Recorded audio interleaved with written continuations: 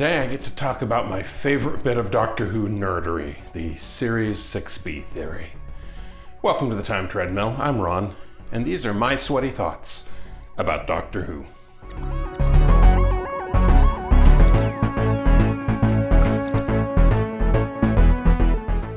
When the black and white era ended and the Second Doctor said goodbye to the TARDIS and was convicted by the Time Lords of meddling in the affairs of others and sentenced to be exiled to Earth, the following season not only opened in color and with the Third Doctor, but with a few inconsistencies.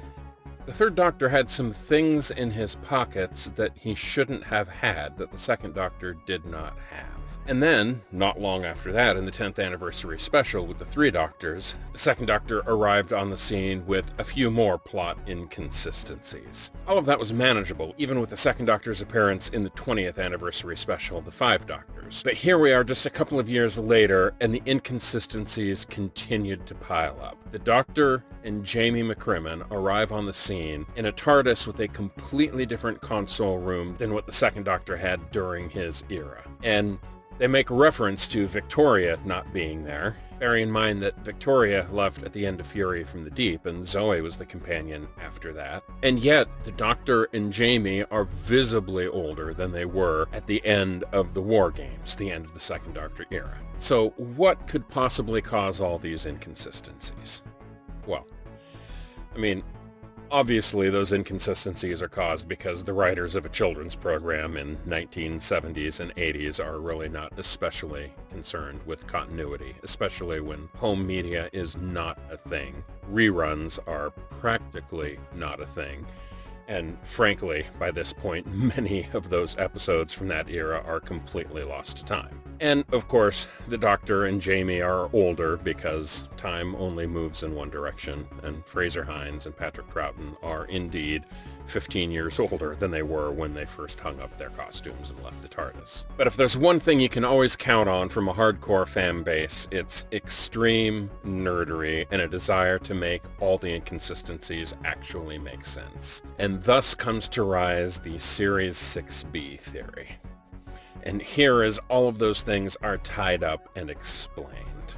The theory goes that after the Doctor was convicted at the end of War Games, he was not actually sent directly to Earth. In fact, the arrival of the Third Doctor happened some great deal of time later, and in the intervening period of time, the Doctor was compelled to work for the Celestial Intervention Agency, the CIA. Now, they had appeared before in The Three Doctors and been referenced a couple of times, but the notion is the Doctor was sent on a series of clandestine missions on behalf of the Time Lords as a part of his sentence. And as such, Jamie and Victoria, whose memories had previously been completely wiped, were now traveling again with the Doctor for at least some period of time.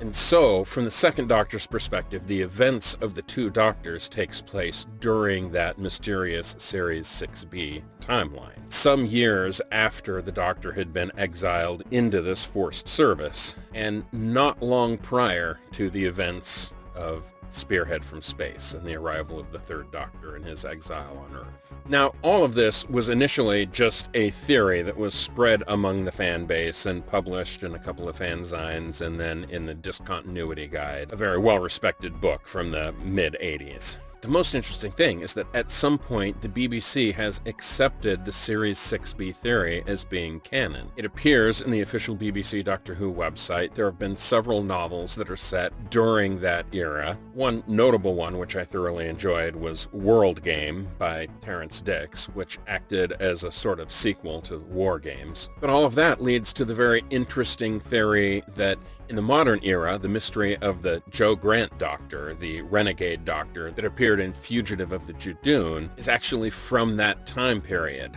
that there were actually regenerations that happened between the Second Doctor and the Third Doctor that were wiped from their memory prior to being exiled on Earth. Now, I don't know if that theory will pan out. I kind of doubt it. I think Chris Chibnall is going a different direction. But I also currently don't take at face value the whole timeless child storyline that implies that the Doctor is actually the progenitor of the Time Lords and has had countless countless regenerations that they don't remember. No, I think Chris Chibnall is going somewhere much more interesting, and there are a few more twists and turns to come before we arrive at what I expect to be the resolution of that storyline in the 60th anniversary special. But we shall see, and I'm also curious how the pandemic will have affected the pacing of that storyline, because now the 60th anniversary is probably coming a season faster than Chris Chibnall would have expected when he initially started plotting this out. But all of it flows back to the extreme nerdery of the Doctor Who fan base and the origination of the Series 6B theory, and I adore Doctor Who for supporting that kind of wild speculation. What other kind of show has that kind of radical fan base with deep, deep love of the material? I'll grant you Star Trek, and oddly, I will grant you fans of Jane Austen, because that's a whole other world. But this right here is why I love Doctor Who so much. Anyway, tomorrow I continue on with the Two Doctors with the third part of the story, and I have a few more thoughts to share on that, which I'll get to tomorrow. I'll see you then.